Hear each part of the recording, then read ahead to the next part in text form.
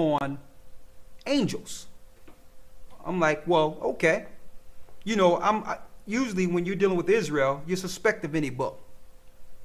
But if you have a strong foundation in Scripture, then you don't have to worry about being swayed with this other mess that's out there.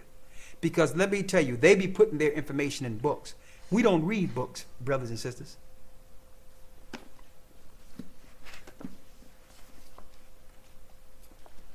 Let me go into Yahweh or Jehovah out of this particular book. It's a book on angels. And you notice in the book, all through it, I don't know if you can see it clearly, but it has what you would call the Kabbalah tree of life all up in it. Jewish people know about this.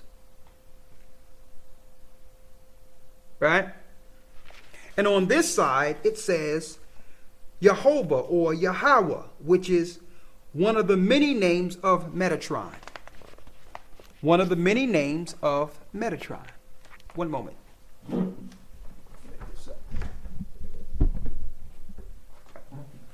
It says one of the many names of Metatron. Same thing, tetragrammaton. One of the many names of, see it in highlight, Metatron.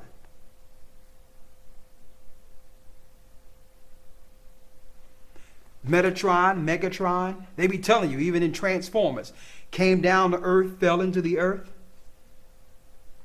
transformed into something, but they use cars and trucks so that you don't get alarmed that they're talking about fallen angels and demons that are now controlling the powers of this earth. But let's see who's Metatron in this same book. Metatron. This is interesting. Metatron. El Shaddai reproduced from Mathers, the greater key of Solomon. There go your Metatron. There go Yahweh. There's Yahweh. There's Jehovah. And what's over his head? The six-pointed star. Star of Moloch. That's where they do child sacrifice. That's what they're going to use this Christmas, to sacrifice a little 12 or 13-year-old young little girl they probably done kidnapped already. This is what they do. That's Yahweh. That's Jehovah. That's Yah. I have other books. Last but not least, to pull it all together, something that we went into last week to prove that the golden calf that we were dealing with, that, well, the people who were off and against the truth of the Most High. And don't forget, Israel wasn't together throughout existence. Only 10% of Israel is going to make it through this. And then out of that 10%, 2/3 going to be cut off and die in the wilderness. So you have to realize, you knowing you Israel is not the end of this. Just because we're Israel doesn't mean we're together, brothers and sisters. And that's what you have to understand. All those people out there claiming that we need to bring Israel together, listen, Christ is going to bring Israel together. Those that are with him. You can't unite all of Israel. That's Yeshaya's job. Read Isaiah the 11th chapter. Okay, so you saying that you wish everyone could come together and be on one accord and one doctrine, that will never happen, because some people are going to stay in what they deal in, regardless of your desires to have all Israel together. Who want Israel to come together more than the Most High? Okay, so don't be counterproductive and fight against prophecy. What you can do is follow the Most High in spirit and truth, and follow the truth of Yeshaya, and pray that he gather the elect to the elect. Because let me tell you, you out there trying to pull people together and pull all Israel together, they'll end up crucifying you, the same people you trying to pull together. Because why? They are invoking and dealing with another God. You just got to stand with truth. Last but not least, to prove to you that Yahweh or Jehovah or Yehovah, to prove beyond any shadow of a doubt that that is the name of the golden calf. Let's go to Exodus, the 32nd chapter. Exodus chapter 32, verse 1. Read. And when the people saw that Moses delayed to come down out of the mount, the people gathered themselves together unto Aaron, and said unto him, Up, make us gods, which shall go before us. For as for this Moses, the man that brought us up out of the land of Egypt, we went not what has become of him. So when Moses went up to the mount to receive the commandments from the Most High, he was up there so long that the people thought that maybe he wouldn't make it back. So they put Aaron over the camp and said, Aaron, it's time for us so that we can be safe. Let's make us a god and pray to this God.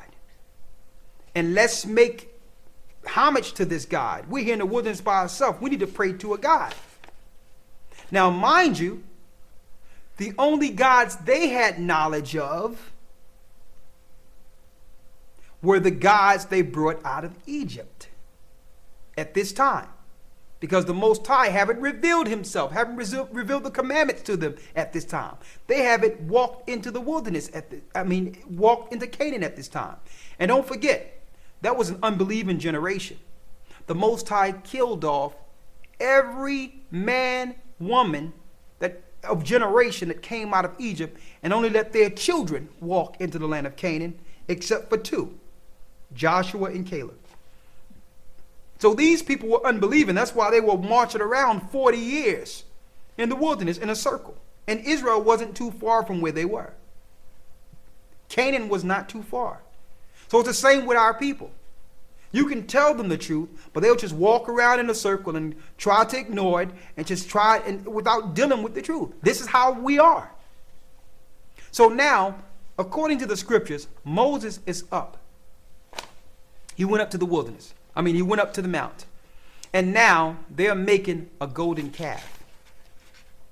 Verse 2. Go ahead. And Aaron said unto them. And Aaron said unto them. Break off the golden earrings. Break off your golden earrings. Which are in the ears of your wives, of your sons, and of your daughters. Go ahead. And bring them unto me. And bring them unto me. And all the people brake off the golden earrings which were in their ears. Go ahead. And brought them unto Aaron.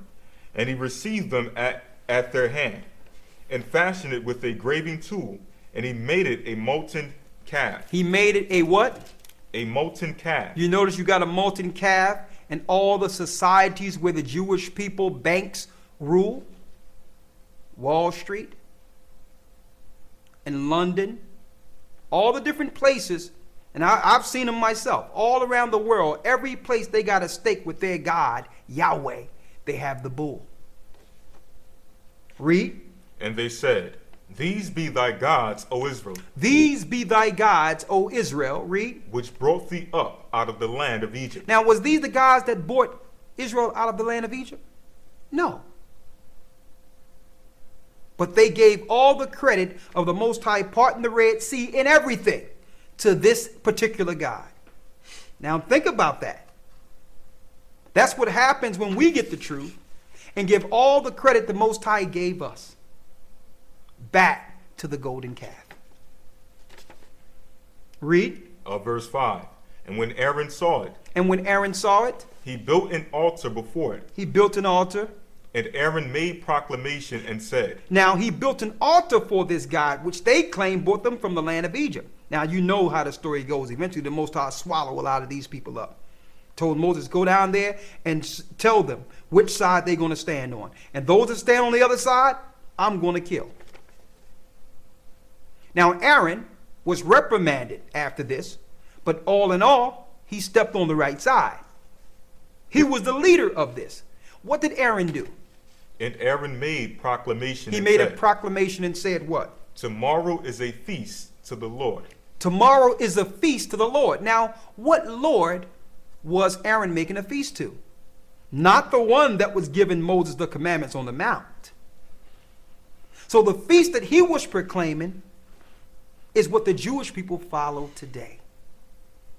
Now, He says a feast to the Lord. So we know that was to the golden calf, right? When you look at the word Lord right there for the golden calf, it gives you in Hebrew, look at your Strong's Concordance, 3068. What is that today?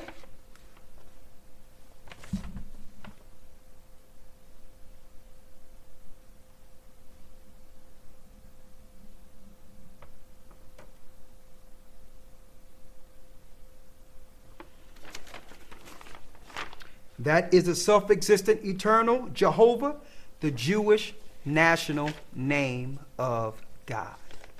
It's Satan. So there's other records that we can go into, but I think that, we got other books, but I think that's plain and simple. I have records where the Catholic Church got the Tetragrammaton with the pyramid, all that, with the all-seeing eye, with the name Yahweh written right under Jehovah, or Yahweh written right up under it. Let me tell you, brothers and sisters, you think that you've been broke free when you received that Jewish Masoretic text and you seen that name. And then you were looking into the old scrolls and say, listen, on papyrus papers, we seen that name. Of course you did. Even though you never seen them yourself, the Jewish people told you that. You notice when they find our records, it goes to them. And then they tell us what's on it. Or it goes to the Masoretes and they spin things and they reveal it to people. So you have to look at who's filtering our information and their intent before readily accepting it. Do your research. Okay? If it is in the past in scrolls, and it is, that name, Yahweh, doesn't mean it's correct. Our people had it coming out of Egypt. And we're punished as a people today because we followed and gave all the credit of our God to Satan. So yes, our people wrote the name down in the past. But look at us today based on their revolt against the true God of Israel. The Bible tells you in Exodus 3, tell them I am that I am sent you unto them. I am that I am, and you can see this in your Hebrew, is Ahaya, Ashar, Ahaya. They injected Jah in Psalms.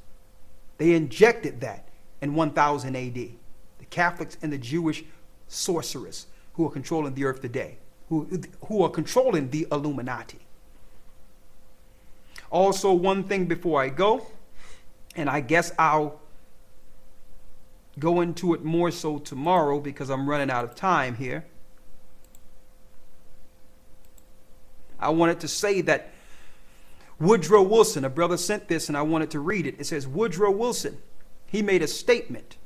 Now, he was a president, the 28th president, from 1913 to 1921. And as you can see, that was the time that the Federal Reserve was made.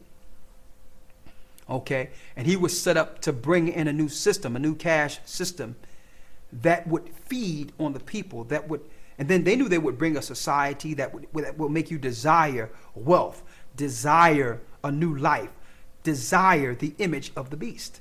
So they had to set a system in place to control the grid and eventually bring forth the mark of the beast, and to put everybody everywhere in debt. Woodrow Wilson seen the perils of this particular legislation. And this is what he said, and this is why your presidents do not dare go against their leaders. The presidents are puppets. They're just figureheads. They have nothing. They don't make no legislation, and they have nothing to say when it comes to the main scheme, when it comes to the main construct of this world. They're nothing. Okay, they're just used by the Illuminati, and those that are over the Illuminati, the spirits, they're just used so that people can have someone to blame and not look at them.